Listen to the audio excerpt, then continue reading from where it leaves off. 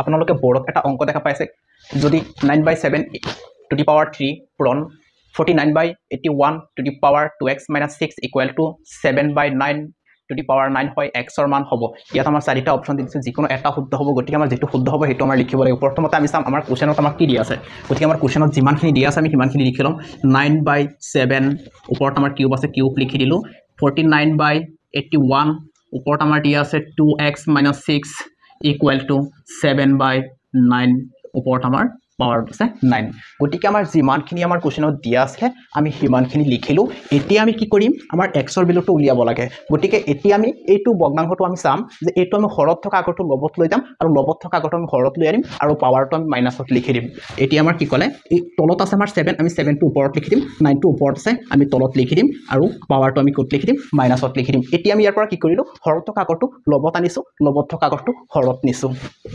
পূৰণ দি দিলো এতিয়া আমাৰ ইয়াত কি আছে 49 আছে গতিকে এই 49 ৰ বৰ্গমূল আমাৰ কিমান হয় 7 লিখি দিম আমি আৰু 81 ৰ বৰ্গমূল আমাৰ 9 হয় গতিকে আমি 9 লিখি দিছো এতিয়া আমি এটো বৰ্গমূল লোৱাৰ বাবে আমি কি কৰিম এই পাৱাৰত থকা যিখিনি আখৰ আছে এই আখৰখিনিক আমি কি কৰিম 2 এৰে আমি পূৰণ কৰি দিম কিমান হৈ যাব 4x - 12 হৈ যাব এইখিনিক আমি 2 এৰে মাল্টিপ্লাই কৰি দিছো এতিয়া আমি ইকুৱেল লিখি দিম লিখি পেলাই 7/9 হৈ আছে ওপৰত আমাৰ 9 আছে গতিকে আমি 9 লিখি দিলো এতিয়া আমাৰ ইয়াৰ পৰা কি কৰিব লাগে আমি ইয়াৰ পৰা লিখিম যে যিমানকিটা ইয়াত যিমানকিটা ভগ্নাংশ আছে সেম ভগ্নাংশ ইয়াতো আমাৰ আছে 7/9 ইয়াতো আমাৰ আছে 7/9 ইয়াতো আমাৰ 7/9 গতিকে 7/9 7/9 সেম হোৱাৰ বাবে এইফালে যেটো ভগ্নাংশ আছে সেম এইফালে দুটা ভগ্নাংশ সেমে আছে গতিকে সেম থকাৰ বাবে আমি কি কৰিম এই ভগ্নাংশকিটা আমি বাদ দিম যিকিটা আমাৰ পাৱাৰত আছে আখৰকিটা আমি সেই আখৰকিটা লিখি লম কিমান আছে -3 plus 4x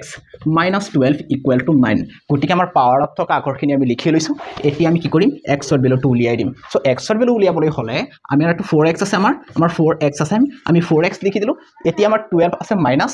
আৰু -3 কিমান হৈ যাব -15 গতিকে আমি -15 লিখি দিলো ইকুৱেল টু আমাৰ কিমান হৈ যাব 9 গতিকে আমি 9 লিখি দিলো এতিয়া আমাৰ ইয়াৰ পৰা কি কৰিব লাগে x ৰ ভ্যালুটো উলিয়াব লাগে গতিকে x ইকুৱেল টু x ৰ লগত আমাৰ 4 টো কিহত আছে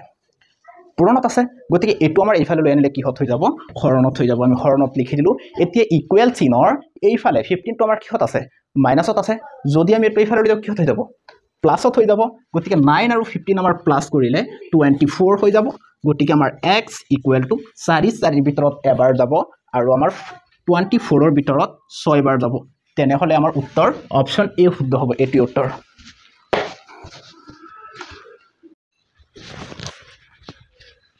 এতিয়া আমি নেক্সট অংকলৈ আহিছো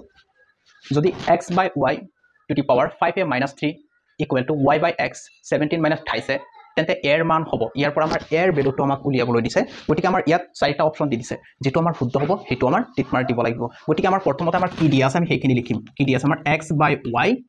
to the power 5a - 3 এটো আমাৰ দিয়া আছে equal to y/x to the power 17 - 3 গতিকে আমাৰ যিমানখিনি দিয়া আছে আমি কোৱেশ্চনত সিমানখিনি আমি লিখিলো এতিয়া আমি কি কৰিম ইয়াৰ পৰা আমাৰ এটা পদ্ধতি এটা আমি ইউজ কৰিম যে x/y to the power 5a - 3 ইমানখিনি আমি লিখিলো এতিয়া আমাৰ ইকুৱেল আছে গতিকে আমি ইকুৱেল টু দি দিলো দিয়াৰ পাছত এতিয়া আমি কি কৰিম এইটো কি কৰিম হৰত থকা আকৰটো আমি লবত লৈ আনিম লবত থকা আকৰটো আমি হৰত লৈ যাম উলটাই দিম দি পেলাই এই গাতত যিমানখিনি সংখ্যা আছে এইখিনিক আমি কি কৰিম মাইনাসৰে আমি পূৰণ কৰি দিম হৈ গল এতিয়া আমি কি কৰিম তলত আছে আমাৰ x টো আমি ওপৰত লিখি দিম আৰু y টো আছে ওপৰত আমি তলত লিখি দিম লিখি পেলাই এই ওপৰত থকা গাতটো যিমানখিনি আছে এই সিমানখিনিক আমি মাইনাসৰে পূৰণ কৰি দিম গতিকে এই 17 টো আছে আমাৰ কিহত আছে প্লাসত গতিকে এটো আমাৰ কিহত হৈ যাব মাইনাসত হৈ যাব এই -3 এটো আছে এটো মাইনাসত গতিকে আমাৰ এটো কিহত হৈ যাব প্লাসত হৈ যাব আমি প্লাসত লিখি দিলো এতিয়া আমাৰ কি কৰিব লাগে এতিয়া আমি কি কৰিম সো ইয়াত x/y আছে ইয়াতো x/y আছে ইকুৱেল চিনৰ দুয়োফালে x/y আৰু x/y আছে গতিকে আমি জানো যদি দুয়োফালে একে সংখ্যা থাকে আমি কি কৰিব পাৰো হেতু বাদ দিব পাৰো গতিকে আমি কি কৰিম এই x/y আৰু x/y আমি কি কৰিম এই দুটা সংখ্যা আমি বাদ দিম বাদ দি পেলাই ওপৰত গাত যিমান আছে সেই গাতখিনি আমি লিখি দিম গাত আমাৰ ইয়াত কিমান আছে 5a মাইনাস কিমান আছে 3 ইকুৱেল টু -17 plus 3a গতিকে আমি এইখিনি লিখি দিলো সেম থকাৰ বাবে এই দুটা আমি বাদ দিছো এতিয়া আমি কি কৰিম ইয়াত আছে 5a গতিকে আমি 5a লিখি দিম ইকুৱেল চিনৰ এইফালে আছে 3a টো আছে প্লাছত এইটো এইফালে আনিলে হৈ যাব -3a ইকুৱেল টু -17 ইকুৱেল চিনৰ এইফালে 3 টো আছে আমাৰ কিহত আছে মাইনাছত আছে গতিকে এইটো এইফালে আনিলে আমাৰ কি হৈ যাব +3 হৈ যাব এতিয়া আমি ইয়াৰ পৰা কি কৰিব পাৰো 5a - 3a আমাৰ কিমান এটা থাকিব টুৱাইছ এটা থাকিব গতিকে আমি টুৱাইছ a লিখি দিলো এতিয়া ইকুৱেল আমি দি দিলো দি পেলাই আমি কি কৰিম এৰ লগত এই টুটো আমাৰ কিহত আছে